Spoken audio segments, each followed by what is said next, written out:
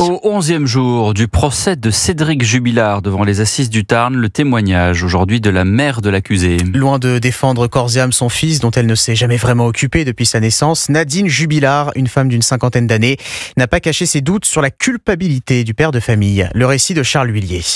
Avec son tailleur bleu, ses lunettes et son piercing sur le nez, cette femme de 54 ans s'est présentée très dignement à la barre. « Je suis ici pour mes petits-enfants », déclame-t-elle, sans adresser un seul regard vers le box où se trouve son fils impassible. Puis Nadine, c'est son prénom, évoque le jour de la disparition. Très tôt le matin, dit-elle, « Cédric m'a dit de venir à la maison. Je le trouve très agité. Il me dit Delphine a disparu ».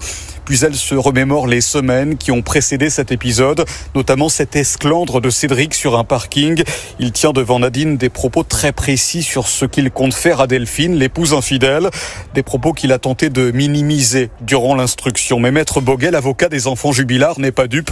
Et les paroles rappelées par Nadine ce matin n'ont fait que renforcer ses suspicions. Cédric Jubilard nous dit oui, sur un coup de tête, j'ai pu dire que quand elle m'énervait, j'avais envie de la tuer. Je pense qu'effectivement, Nadine, c'est pas tout à fait ce que elle a entendu, puisque elle m'énerve, je vais la tuer et je vais l'enterrer à un endroit où personne ne la retrouvera jamais. Des propos très compromettants pour Cédric Jubilard et pour ses avocats, restés mutiques durant tout le témoignage de la mère ce matin. Charles Huillier à la cour d'assises du Tarn pour Europe 1.